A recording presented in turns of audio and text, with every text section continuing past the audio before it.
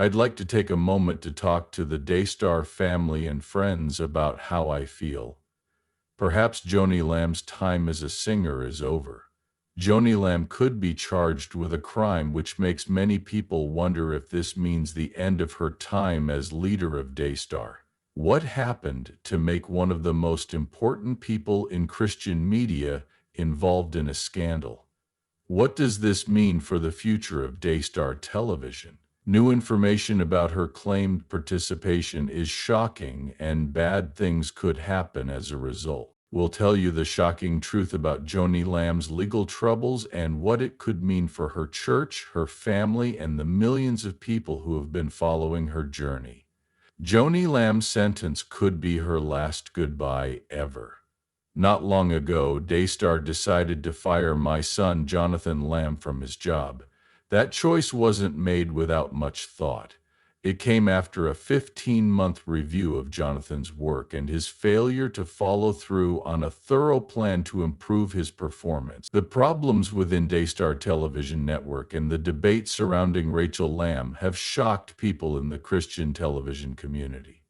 There have been claims of manipulation, secrets, and hidden goals in what at first seemed to be a faith-based, family-led organization. As more information comes to light, Daystar's image as a model of Christian ideals is called into question. This shows that he was really struggling for power, control, and personal justice. Rachel Lamb, the daughter of the late Marcus Lamb and Joni Lamb, is at the center of this story. She has been known for a long time as an important person in the network. Rachel grew up in the center of Christian TV and was trained from a young age to carry on her family's media history. Recent events, on the other hand, suggest that a web of lies, competition, and trouble has been unwinding for years beneath the smooth surface of faith and family unity. He also turned down my offer to help settle our disagreements in a professional and biblical way through official mediation. It's now clear that Jonathan wasn't trying to improve his work at Daystar. Instead, he was busy making up a smear campaign.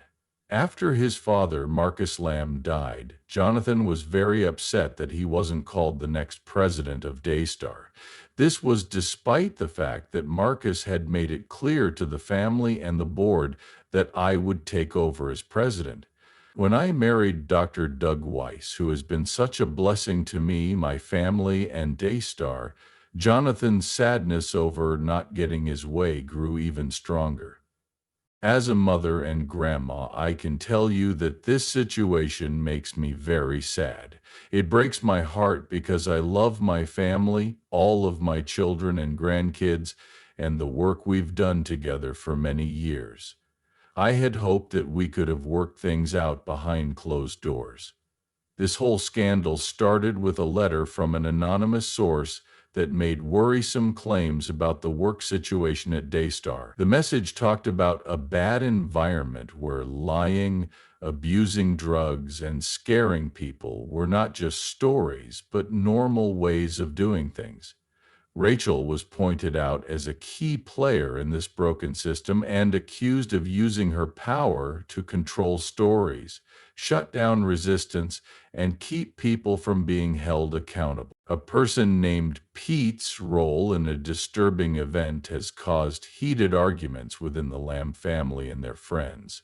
This is one of the most shocking new information in this scandal. There were claims of major wrongdoing, which led to an internal probe involving forensic scientists and lawyers. But instead of a clear process, different comments and changing stories have made people even more curious about how far some members of the Lamb family would go to protect their own interests. Now, though, Jonathan has made me say something. Everyone knows that we have spent our whole lives sharing Jesus' love. And it breaks my heart to see my son Jonathan and his wife attack that. Let me reassure you that all the claims being made about my late husband and I are totally false. Lawyers have already been hired to help us protect ourselves, and we will deal with the charges in a way that honors God. We are strong in our faith because we know that God is with us and that His plan for Daystar is much bigger than any problem we may be facing right now. Even though this attack hurts and is wrong, I know that our fight is not against real people. It is against a spiritual enemy who will do anything to destroy and split us up. From Rachel Lamb's account of what happened, Pete seemed to have done nothing wrong. She said that forensic expert Debbie Linhard had cleared him of all charges, but Linhard herself denied these claims, making it clear that no such exoneration was ever made public. Her words directly went against what Rachel had said in public, which made it clear that Rachel had changed the story to suit her own purposes. But why? Had it something even sneakier going on, like fear or loyalty? It is impossible to ignore Joni Lamb's part in this story. She is the mother of the Daystar Company. After Marcus Lamb died, Joni took over the network completely. This caused more problems between her and her children, especially Jonathan Lamb, who wanted to be in charge after Marcus's death. When Jonathan was suddenly fired from Daystar, things really got heated. A lot of people saw it as an attempt to gain more power. In the afternoon, I went to Daystar to get something from the cafe. I had my child with me, and there was something in the green room. We stopped taking her there because I could tell she was scared. She had a babysitter at home with her, but I needed to get something quickly this time. The afternoon is late, so I didn't think anyone would be in the green room. It was terrible that I had to take her with me. When I go to get that box of food, Pete and his wife walk in. She was so scared that my child's body went limp and she fell hard under the table. I grabbed her little body, picked her up, and ran to the car. There were some family members I trusted that I told them about it, and it was scary. I'm not bringing my child here, I thought. Jonathan Lamb and his wife Susie Lamb did not keep quiet. They spoke out against Daystar in public and on social media, showing a side of the company that many had not seen before. They talked about being betrayed, being shut up, and seeing their family's history fall apart because of uncontrolled power. Their stories only added fuel to the fire, making both fans and foes wonder what the network was really thinking when it made decisions.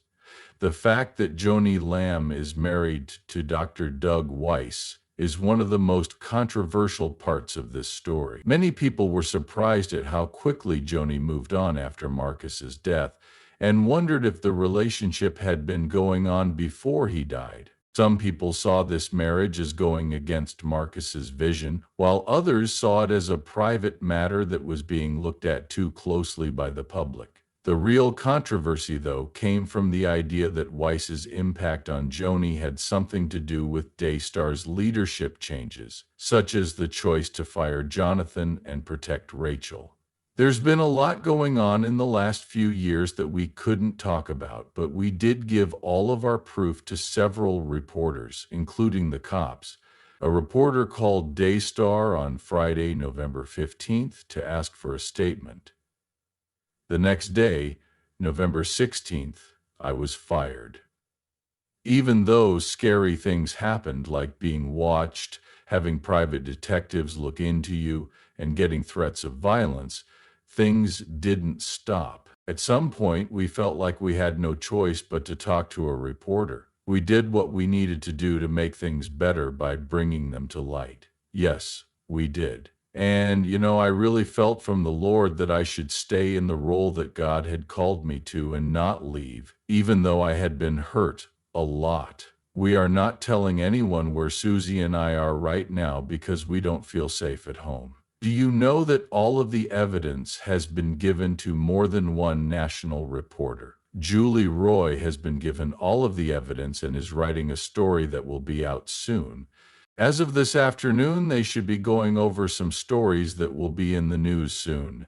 We had no idea this would be our life. We begged God for months that He would do something else, but in the end, we had to follow. It's harder if He says, you know what? You have to speak. It would have been easy to leave, but we have to do what he says if he calls us to do it. There have been hard times, but he has led us through them all and given us so much peace. So I just want to cheer you on, even though things look bad and are in chaos. More troubling information about Daystar's business methods came to light as the story grew. There were reports of wasteful spending, including a $2.00. This made people wonder how the $9 million Florida home was being used. Some people said that since Daystar was a Christian service that relied on viewer donations, it had a moral duty to be honest about its finances. The people in charge of the network seemed more concerned with fixing problems than being responsible. The Daystar Group is now split up because of these discoveries. People who have supported the network for a long time have had a hard time balancing their faith with the troubling claims made against its leaders. Others think that the integrity of the church has been permanently damaged, while those who support Joni and Rachel say that they are being unfairly targeted. For Rachel Lamb, the debate is a turning point in how people see her. She was once hailed as a rising star in Christian broadcasting, but now she is being accused of major crimes that could destroy everything she has worked for. How she handles this crisis, whether she admits it, avoids it, or flat out denies it, will decide her future at Daystar and in the Christian community as a whole. There is always a bigger picture for God to see. As long as we follow his rules and tell the truth, he will see us through. I know he will, but we still need your prayers because this has been a hard road. Thank you ahead of time. Okay, then thanks. Yes, it has been a long and hard road, but we have stayed true to what God has asked us to do. A lot of proof is coming out, so look at it all. In the past few years, God has taught us a lot and made us go through some very hard times. But there's a reason he told us to have this proof. That's why I really want you to look at the facts instead of just going with your gut or what you hear. It's been a long, painful road, but God will bring everything to light in the right time. Now that everyone has had plenty of time to change their minds, it's time to finally show the truth about what happened. Ephesians 5:11 says, "Do not take part in the worthless works of evil and darkness. Instead, make them known." Matthew 10:26 says, "For the time is coming when everything that is hidden will be shown, and everything that is hidden will be known to everyone." That's exactly what we'll be seeing here in the next week or two as these articles come out. I pray that God will cleanse the body of Christ and that he is honored and glorified through a process of repentance, which will give people who have been silenced a chance to speak out and be vindicated. And of course, Revelations 12, which is our favorite Bible verse. As for Jonathan and Susie, they are in a fight with their own family because they spoke out. No matter how good their cause is, their fight for truth and justice costs a lot. The split in the Lamb family doesn't seem to be getting better, and each new reveal makes the gap between them even bigger. Daystar's story used to be about faith and family unity, but now it's about accusations, lies, and betrayals. After everything is over, there is still one question. Can this empire of Christian television handle its own problems, or is this the start of its fall? Time will tell, but one thing is for sure. Everyone is looking, and the truth always finds a way to surface. Things went wrong at my granddaughter's school, MH, in 2020. Susie called me and asked, "Will you go down to the school with me?" I replied, "Certainly." So we went to the school together and told them about it. My granddaughter told her mom that a little boy had touched her and her friend in a bad way. It was never written that she took me with her or that there was another little girl there. That's why Susie and I told the school about it, and I also talked to my granddaughter because Susie asked me to. I did, but my granddaughter didn't want to talk, so I didn't push her. I was there for her the whole time, though. That took place in 2020, and a police report was made. As the dust settles on the issue involving Rachel Lamb, Daystar Television Network, and the Lamb family, the effects of these news stories are still being felt. What started as rumors of problems within the group has turned into a public spectacle that is shaking one of the biggest Christian media companies to its core. The consequences are huge and affect not only the people concerned, but also the network's image, the faith of its viewers, and the wider world of Christian media.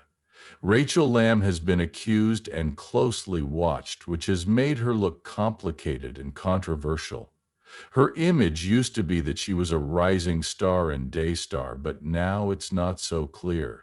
People who used to back her are now divided over the claims of trickery, drug abuse, and unethical behavior. This has made many people rethink the morality of her role in the network. Some people who support her say that she is just a victim of family politics and jealousy, but others see her as a symbol of a bigger problem in Daystar: power that isn't being checked and bad management. Rachel's ability to get over these accusations will depend on how she handles them, whether she admits them in public, goes to court, or stays out of the public eye completely. People have really liked us since we've been on TV so much, so I thought it would be mean not to answer a few things that these people want to know. So these are the 4 things we've been asked most often in the last few days. Why didn't we call the police? Why did it take so long to talk? 2, why didn't I grab this man? And 3rd, Susie screamed for me to go up instead of just going up herself. 4th, why aren't we going public? Okay, let's look at the first question again. Why didn't we call the police? We did, in fact, call the cops twice. To answer your second question, I'd say, why did you wait so long to talk? I think we should go over the schedule because I know there is some back and forth in a story. They made it so complicated that we will just do it in a simpler way. Because this is going to be a short movie, we're going to make it very short. Everything will keep coming out. We have some notes here about the most important parts. In losing Marcus Lamb, the whole Lamb family has been dealt a horrible blow. More and more people are questioning Joni Lamb's leadership, and the family problems have only gotten worse. The public fight between Joni and her son Jonathan Lamb has brought to light long-hidden problems that many people think have been building for years.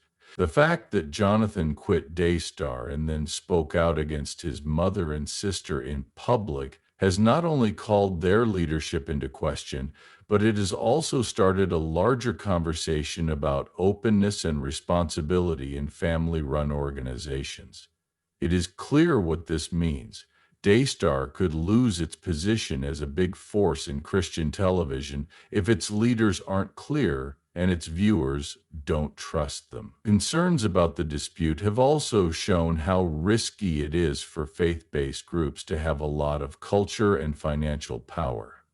The news about disagreements within the organizations, questionable financial dealings, and leadership problems has made people wonder about their morals and whether they really live by the values they teach. Many people who have supported Daystar are now at a crossroads.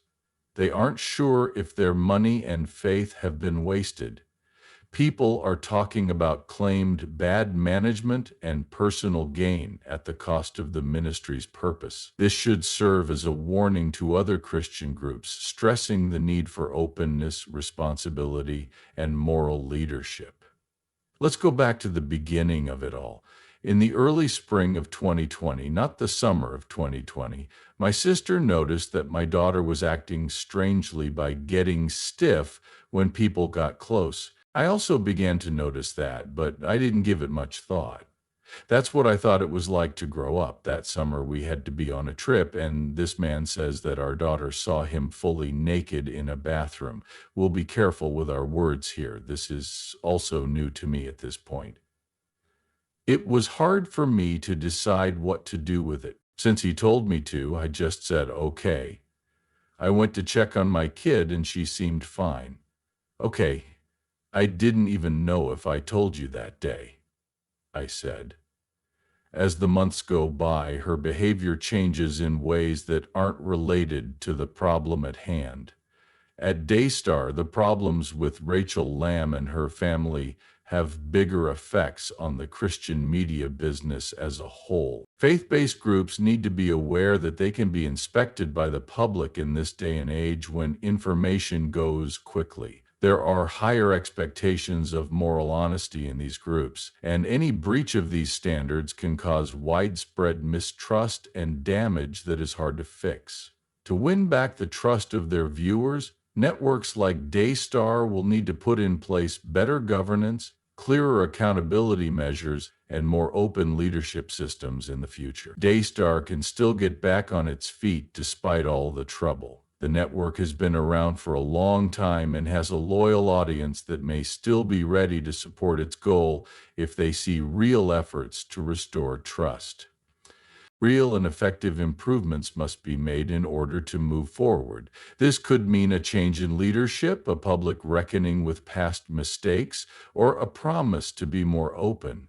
Without their help, Daystar might be forgotten, not for how it changed Christian television, but for the scandal that almost brought it down.